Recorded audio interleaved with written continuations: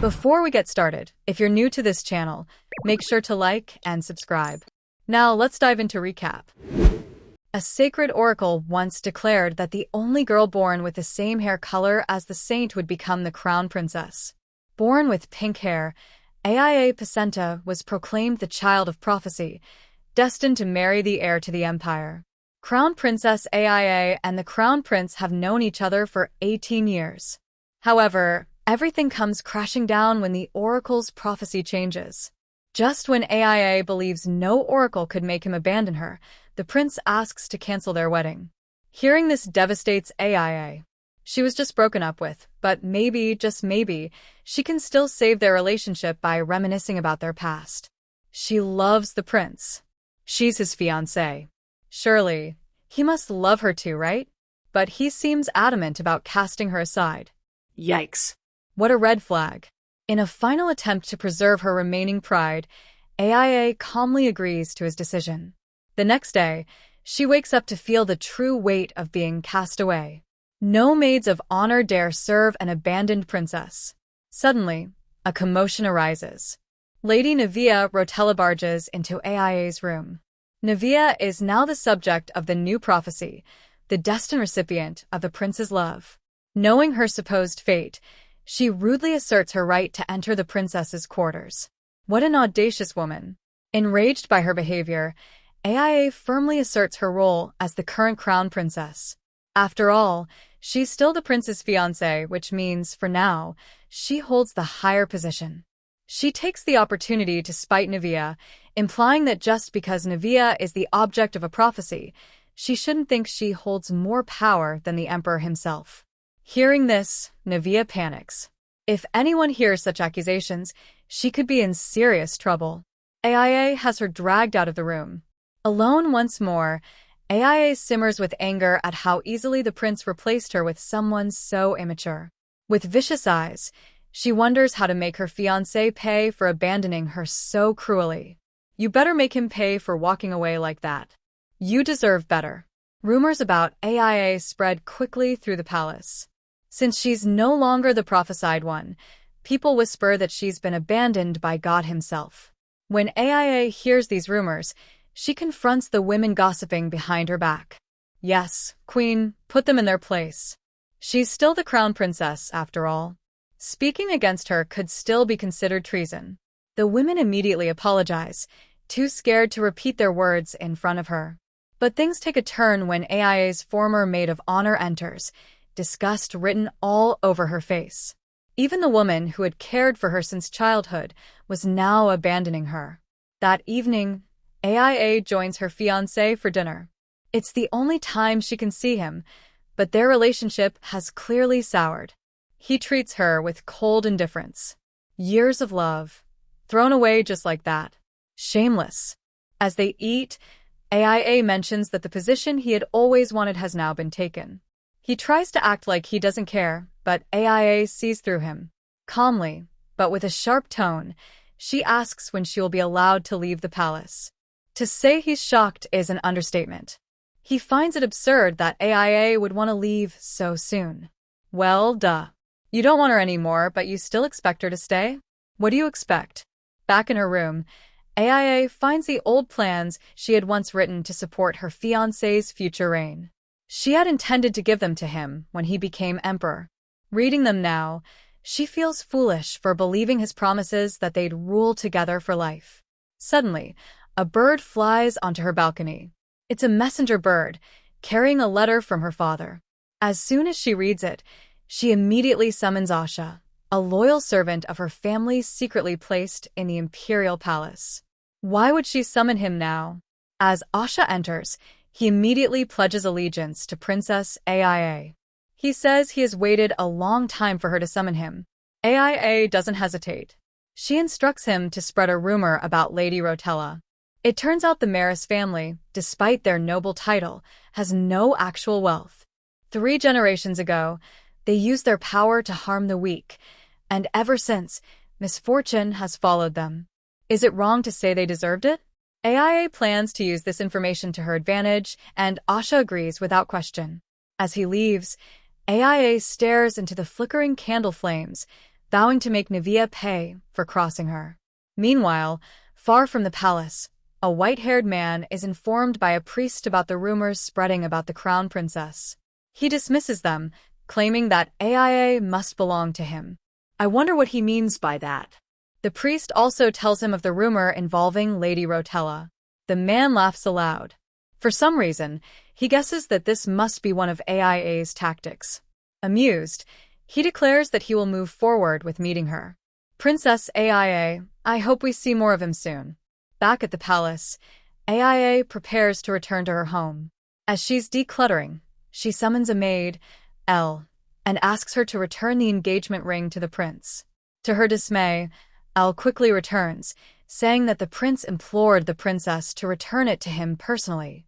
Elle also expresses concern about the rumors surrounding Lady Rella. What would become of the palace if a woman like that were to become the new princess?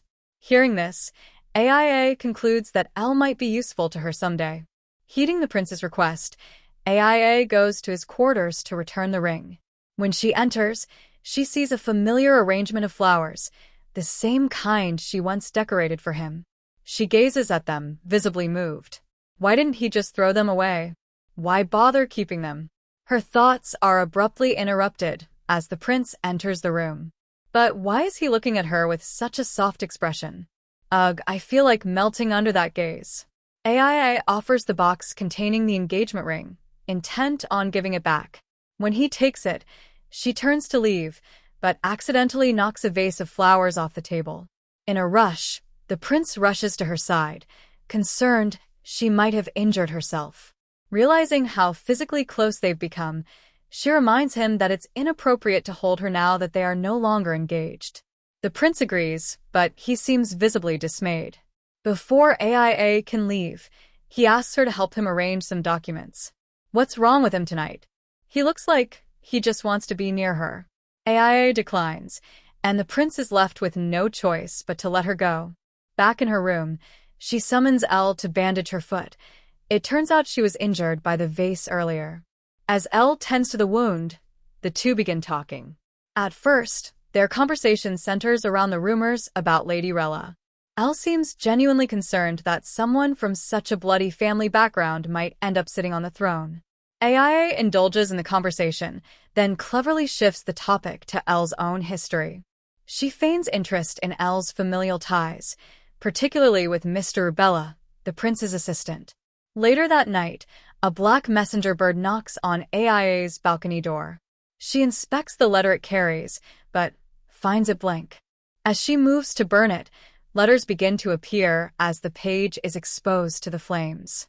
What could have caused her parents to use such a method to conceal their message? Now fully invested in the strange letter, her eyes sparkle with curiosity and determination to decode its hidden meaning. Meanwhile, Lady Nivea Rella clears her name of the rumors by using the prophecy to present herself as pure and innocent. She claims the rumors are baseless and urges the people to believe in her, as she is the chosen one of the oracle. That night, AIA summons Asha once again. Together, they recount the events of Lady Rella publicly defending her name and speaking as though she were already the Empire's princess. Hold up, she's not even the princess yet, and she already acts like she rules the place. Wanting to dig deeper into the Rella family's background, AIA considers delaying her return home.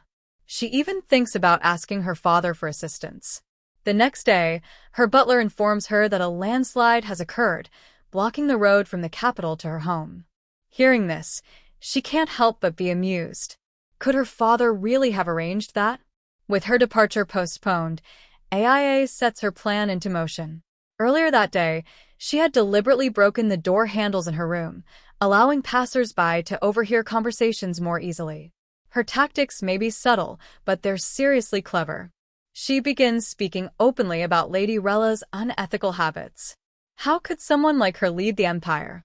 She spends the temple's funds irresponsibly, has never held a pen, and ruined her own financial status, yet she's trying to buy luxuries?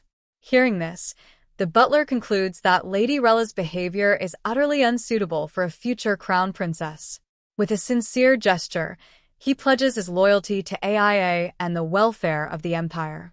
With the rumor now circulating, AIA wonders how Lady Rella could possibly recover from it. The next morning, AIA plots a way to have the temple withdraw its support from Rella. But her thoughts are interrupted when she realizes the high priest could be a major obstacle. With a sly expression, AIA grows curious about the high priest. As they say, keep your friends close and your enemies closer.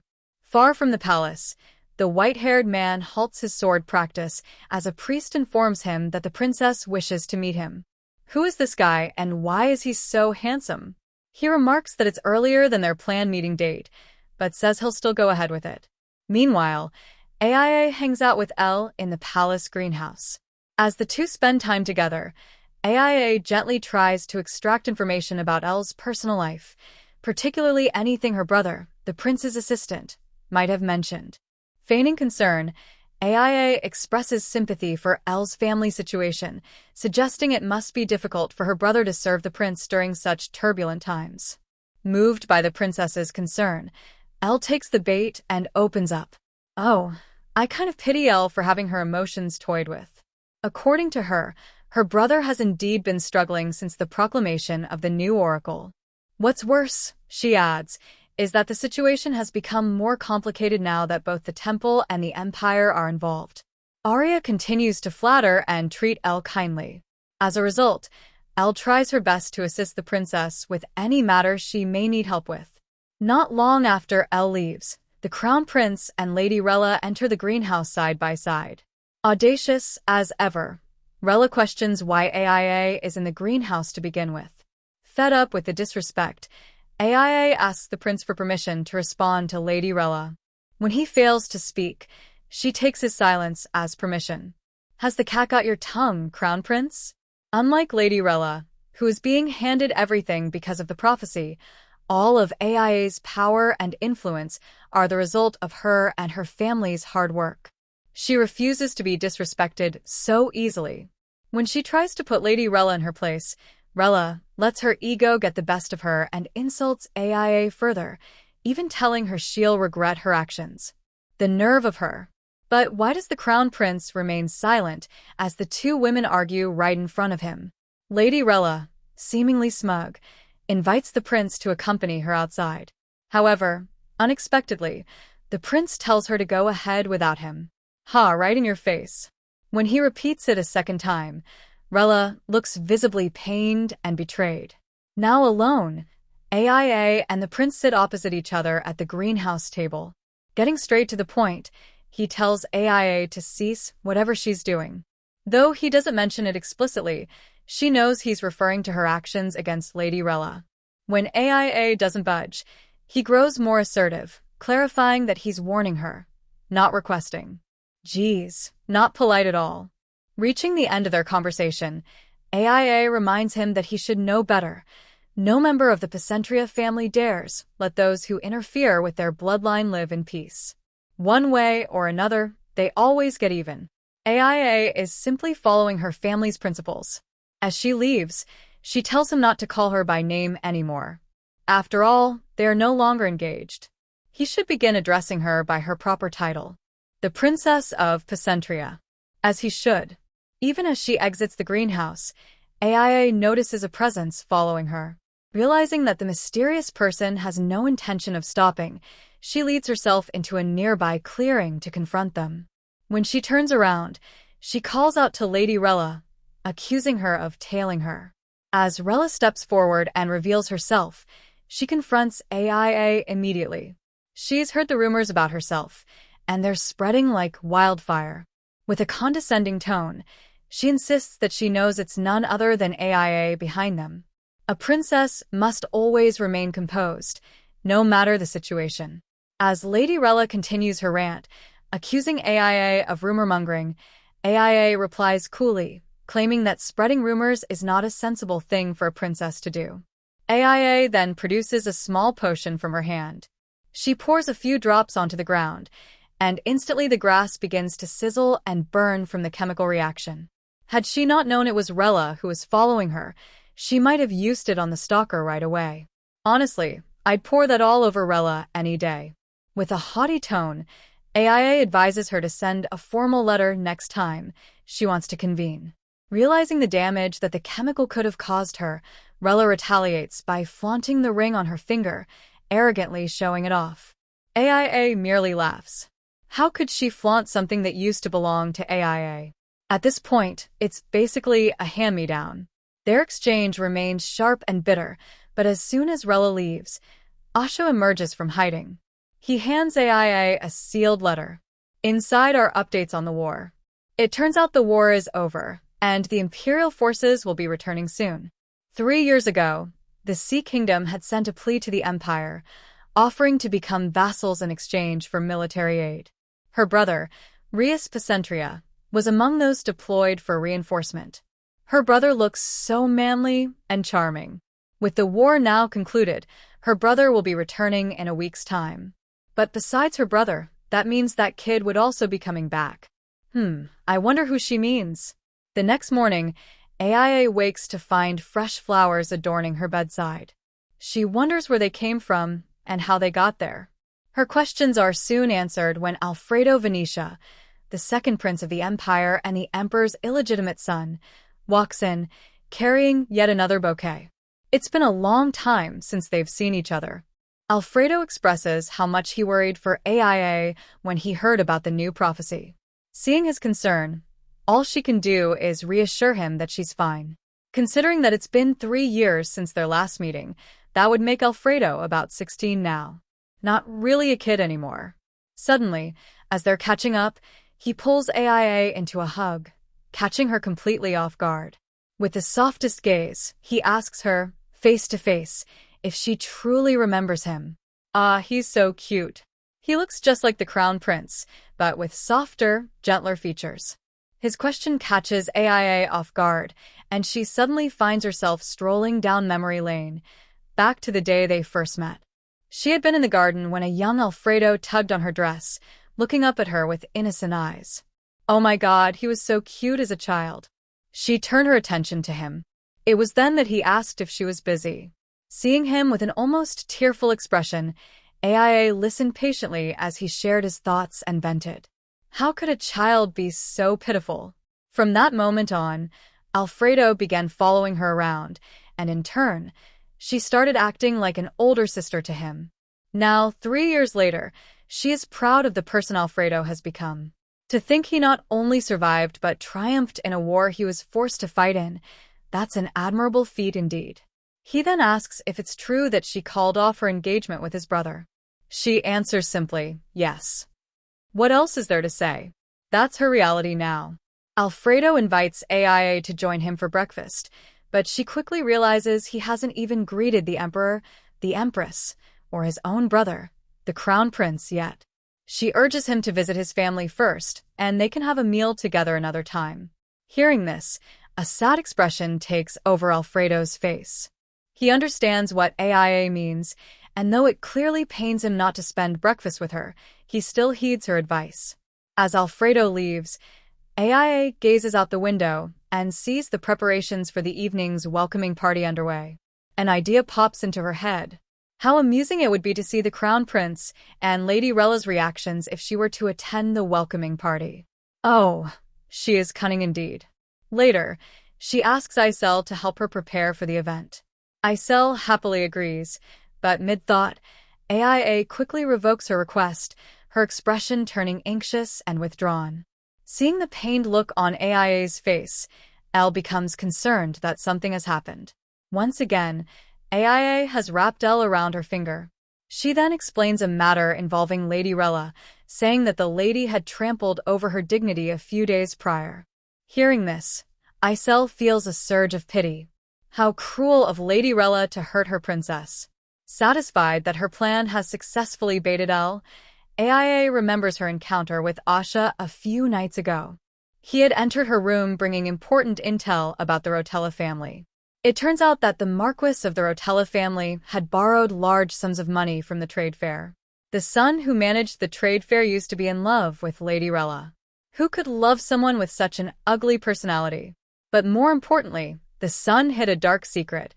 He had killed his own mother and locked his father away. No one but the Marquis knew about it, which is why he used this knowledge as leverage. Either the trade fair's heir would lend the Marquis money, or be executed for his crimes. As if that weren't juicy enough, Asha then reveals more. The Marquis seems to be involved with the shrine.